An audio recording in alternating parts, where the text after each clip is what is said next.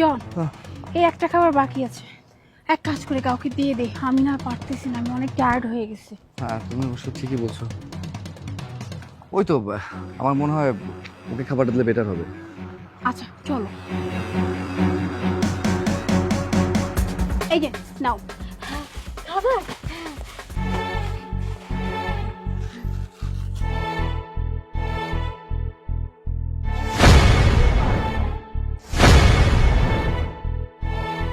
কি ব্যাপার জন, তুমি এখানে বসে পড়লে যে?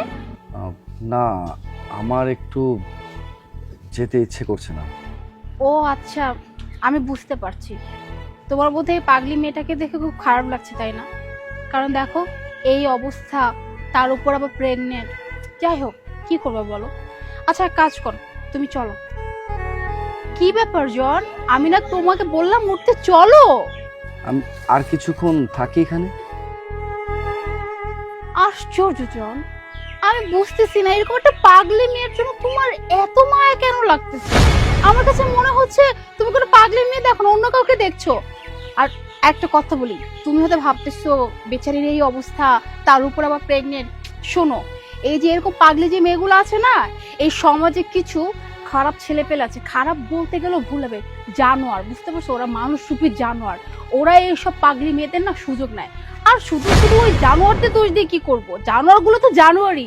এই যে এরকম পাগলি মেয়েরা, এদের তো কোনো হুঁশ জ্ঞান কিছু থাকে না, কোথায় যায়, কার সাথে কি করে, তার কোন হুঁশ আছে নাকি? বিভিন্ন জায়গায় যাবে, একটা না একটা কিছু করে, এই যে দেখো পেট বাজিয়ে বসে আছে। মুনা ওর সম্বন্ধে আর একটা বাজে কথা বলবে না। হোয়াট?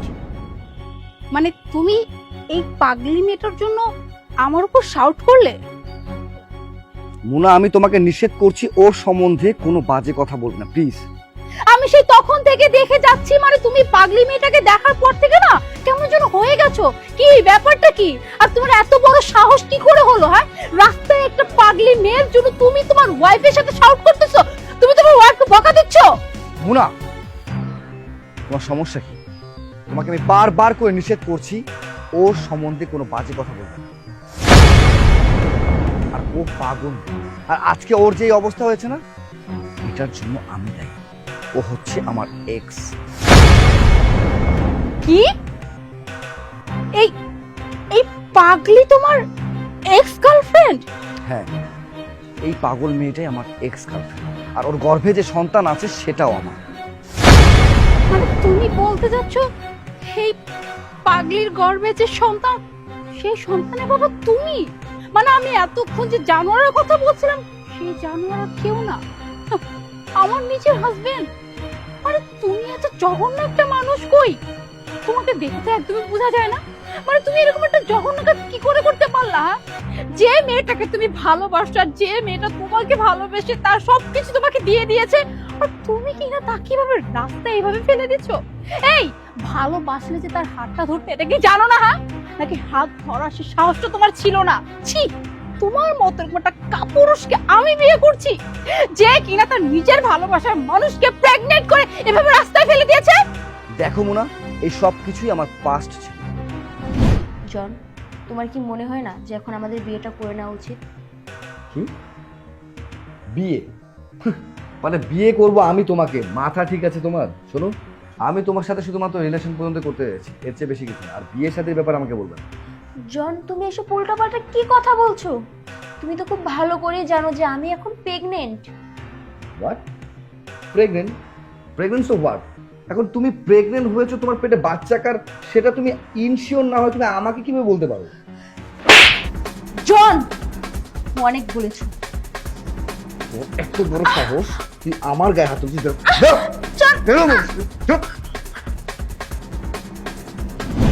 আর তাছাড়া এখানে তো আমার কোনো দোষ নেই। ওর সাথে আমার একটা কন্ডিশন ছিল, যেটা আমরা আমাদের মধ্যে বোঝাপড়া হিসেবে নিয়ে নিয়েছি। কিন্তু এনজয় করতে করতে যে এরকম একটা পরিণতিতে এসে পড়বে তা তো আমি বুঝতে পারিনি। আর তার থেকে বড় কথা হচ্ছে, আমি তো আর জোর করে কাউকে কোনো কিছু করিনি। এখন যদি এই সব কিছু হওয়ার পরে সে আমাকে বিয়ে করতে বলে, এটা তো আমার পসিবল। দ্যাটস ওয়াই ওর আর আমার মধ্যে রিলেশনটা এখানে ব্রেক হয়ে যায়, তারপরে আমি তোমাকে বিয়ে করি।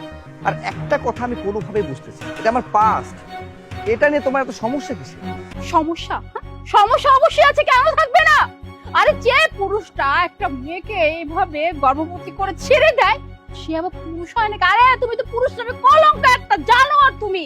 আর তুমি কি ভাবছো, হ্যাঁ তোমার মতো জানোয়ারের সাথে আমি থাকবো? হ্যাঁ? তুমি চাইলে না এই মেয়েটাকে তুমি অ্যাকসেপ্ট করতে পারতা, কিন্তু না, তুমি সেটা পারো না, সে সাহস দেখাতে পারো না।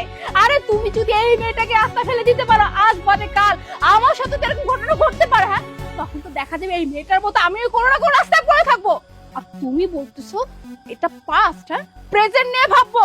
আরে যে মানুষটা পাস্ট এত জঘন্য, তার ফিউচার যে কতটুকু কি হবে সেটা আমি খুব ভালো করে বুঝে গেছি। তাই আমি এই মুহূর্তে তোমাকে বলতেছি, তোমার সাথে আমি আর সংসার করব না, মানে না, তোমার সাথে আজকে পড়তে আমার কোনো সম্পর্ক নাই। না, আরে কি বলছো তুমি এসব? আই মিন একটা পাস্ট নিয়ে তুমি এত বড় সিদ্ধান্ত নিতে পারো না। আর তাছাড়া এই ঝামেলা তো বাহিরে, তোমার আর আমার মধ্যে না। আর আমাদের মধ্যে তো এসব বিষয় নিয়ে কোনো ঝামেলা নেই। সো পাস্ট নিয়ে এত বড় সিদ্ধান্ত নিতে পারো? প্লিজ তুমি একটু ঠান্ডা হও। ডোন্ট টক, ওকে? আর একটা ওয়ার্ড তুমি মুখ থেকে বের করবে না।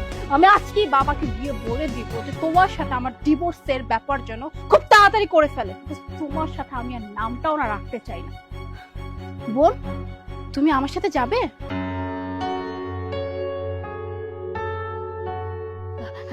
আমার লই যাইবেন? আমার আমার খাইতে দিবেন তো? শুধু খাবার না, আজকে থেকে তোমার সকল দায়িত্ব আমার।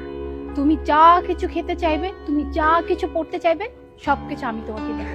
ইভেন তোমার গর্ভে যে সন্তানটাও আছে না, এই সন্তানের দায়িত্ব আজকে থেকে আমি নিলাম। তোমার আর কোনো চিন্তা নেই। আর আজকে পর থেকে এভাবে এইখানে বসে ওই যে মানুষের দেওয়া পচা খাবার এসব খেতে হবে না। তুমি আমার সঙ্গে চলো, আসো। মুনা,